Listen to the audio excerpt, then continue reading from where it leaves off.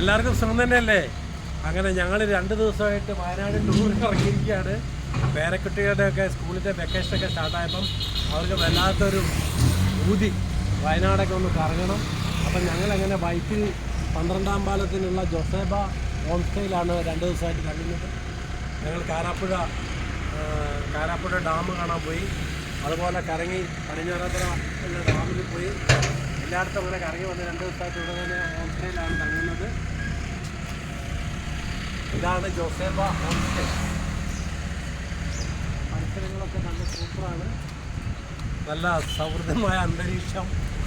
അടുത്തൊക്കെ റിസോർട്ടുകളാണ്, നല്ല നല്ല റിസോർട്ടുകൾ ഇവിടെയൊക്കെ ഉണ്ട്. ഇതാണ് ജോസേബ റിസോർട്ട്. ഇതുകൊണ്ടോ നല്ല സൂപ്പറായിട്ടുള്ള റംബൂട്ടാൻ്റെ മരമാണ്. റംബൂട്ടാൻ നമ്മുടെ പേരക്കുട്ടിയാണ് നിൽക്കുന്നത്. ഹലോ, ഹായ്, എങ്ങനെയുണ്ട്? സൂപ്പറാണോ?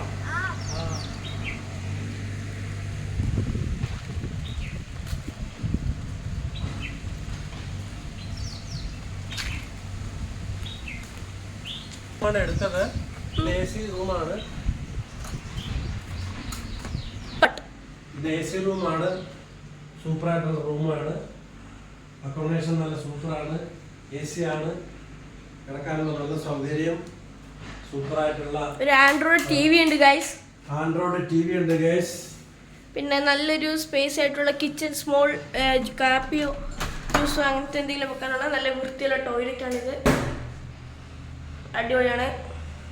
നല്ല അഫോർഡബിൾ റേറ്റിലാണ് ഇവർ നമുക്ക് റൂംസ് തരുന്നത്.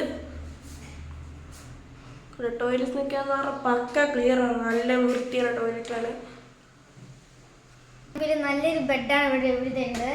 അത്യാവശ്യം നല്ലൊരു മെയിൻ്റെനൻസ് ആയിട്ടാണ് ഇവർ നമുക്ക് തരുന്നത്. അത്യാവശ്യം നല്ലൊരു സ്പ്രിംഗ് പോലത്തെ ബെഡാണ് നമുക്ക് ഇവർ തരിക. അല്ല ഗൈസ്, ഒരു ബിൽഡിങ്ങിൽ തന്നെ 2 ബെഡായിട്ടാണ് ഇവർ തരുന്നത്. പിന്നെ ഇവിടെ എക്സ്ട്രാ ബെഡും പ്രൊവൈഡ് ചെയ്യുന്നുണ്ട് ഇവർ. 2 റൂമും AC ആണ്. അതേപോലെ തന്നെ ടോയ്ലറ്റും ചെയറും എല്ലാം കൊടുക്കുന്നുണ്ട് ഈ റൂമിൽ. അത് കഴിഞ്ഞ് ഭയങ്കര ചൂടായിരുന്നു. ഞങ്ങൾ സ്വിമ്മിംഗ് പൂളിൽ പോയിട്ട് നല്ലപോലെ സുന്ദരമായിട്ട് നല്ലപോലെ കുളി കുടിച്ചു. ഗൈസ്, ഇവിടെ നമുക്കൊരു കെറ്റിലും പ്രൊവൈഡ് ചെയ്യുന്നുണ്ട്. Toilet guys.